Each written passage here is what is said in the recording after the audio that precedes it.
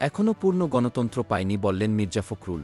বিএনপির মহাসচিব মির্জা ফখরুল ইসলাম আলমগীর বলেছেন, আমাদের দলের নেতাকর্মীরা অনেক ত্যাগ স্বীকার করেছে। আমাদের মনে রাখতে হবে এখন পর্যন্ত আমরা পূর্ণ গণতন্ত্র পাইনি। শুক্রবার ৩০ আগস্ট বিকালে নয়াপল্টনে বিএনপির কেন্দ্রীয় কার্যালয়ে আন্তর্জাতিক গুম দিবস উপলক্ষে গুমের শিকার ব্যক্তিদের স্মরণে এক সংহতি সভায় তিনি একথা বলেন।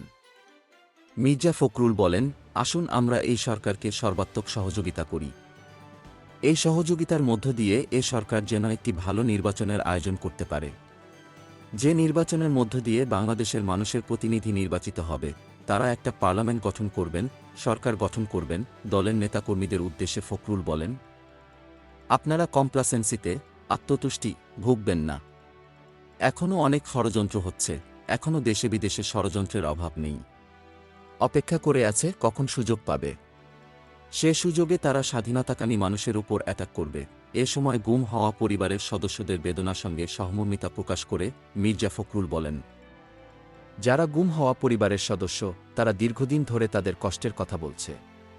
বাচ্চারা যখন বলছে, আমি আমার বাবার হাত ধরে রাস্তায় হাঁটতে চাই, ঈদের নামাজ পড়তে যেতে চাই, তখন পিতা হয়ে আমি তার কষ্ট সংবরণ করতে পারি না।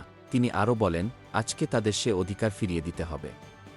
যারা গুমের ঘটনায় দায়ী আমরা তাদের কম বেশি চিনি। যারা দায়িত্বে ছিলেন, র্যাবের দায়িত্বে ছিলেন, পুলিশের বিশেষ বাহিনীর দায়িত্বে ছিলেন, তাদের খুঁজে বের করতে হবে, তাদের শাস্তি দিতে হবে।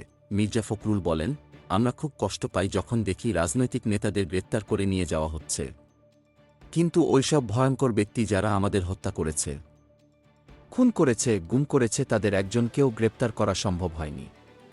আমরা আশা করি খুব অল্প সময়ের মধ্যে তাদের গ্রেপ্তার দেখতে পারবে, তাদের বিরুদ্ধে ব্যবস্থা নেওয়া দেখতে পারব। সত্যিকার অর্থে বাংলাদেশ যেন একটা জবাবদিহিমূলক গণতান্ত্রিক রাষ্ট্রে পরিণত হতে পারে, তার জন্য আমরা কাজ করতে সক্ষম হব। গোলাম মুস্তফা, ডেস্ক রিপোর্ট, বিই নিউজ, ঢাকা।